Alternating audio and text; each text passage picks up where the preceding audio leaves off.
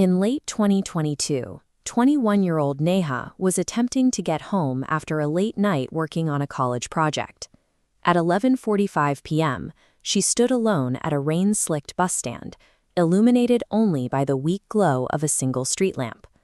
The silence was broken by an elderly woman sitting on a nearby bench. She wasn't checking a phone or looking for the bus. She was staring directly at Neha.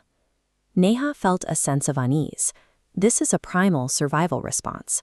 When we are isolated in the dark and realize we are being watched, our nervous system immediately flags the observer as a threat. This reaction is driven by threat bias. In low-visibility environments, the human brain locks on to the most obvious anomaly.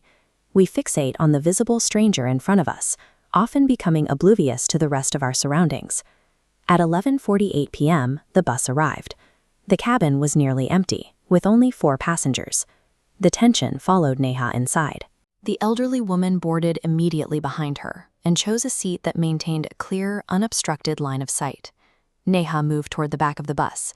She was convinced the staring woman was her primary danger and wanted to put as much distance between them as possible. For the next 30 minutes, Neha monitored the woman's every move. This total focus consumed her situational awareness, leaving her unable to process anything else happening in the bus. This layout shows the danger of target fixation. By locking her cone of vision onto a single perceived threat, Neha created a blind spot behind her. She was now defenseless against any danger operating outside her narrow field of view. The bus eventually entered a deserted area, where the streetlights were sparse and the shops were all closed. The elderly woman suddenly stood up from her seat. She walked down the dark aisle and approached Neha. Instead of an aggressive move, the woman leaned in and whispered a terrified warning. She told Neha she needed to get off at the next stop. She identified the actual threat, a man sitting 3 rows behind, secretly taking photos of her for the last several miles. Neha glanced back and caught the man quickly lowering his phone into his lap. This is how calculated predators operate. They use the cover of ordinary public transport to hunt in silence, banking on the fact that their targets are distracted by something else. As the bus pulled over, the woman grabbed Neha's hand and pulled her off. They immediately headed for a nearby police outpost. The police intercepted the bus at the very next stop and detained the man for questioning. A search of his phone revealed a hidden gallery. He had been capturing unauthorized images of dozens of different women across the city. The elderly woman's intervention neutralized a serial stalker.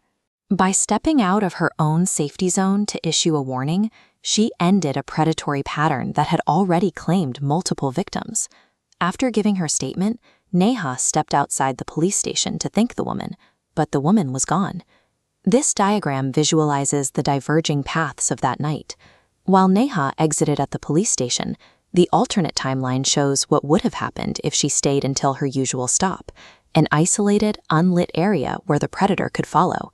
In that scenario, 0 witnesses and no safe havens drastically increase the risk of a physical encounter. Neha never found the woman again. Her identity remains a mystery to this day. Public spaces remain vulnerable to those who hide in plain sight. However, a single act of bystander vigilance has the power to stop a predator and change the course of a victim's life.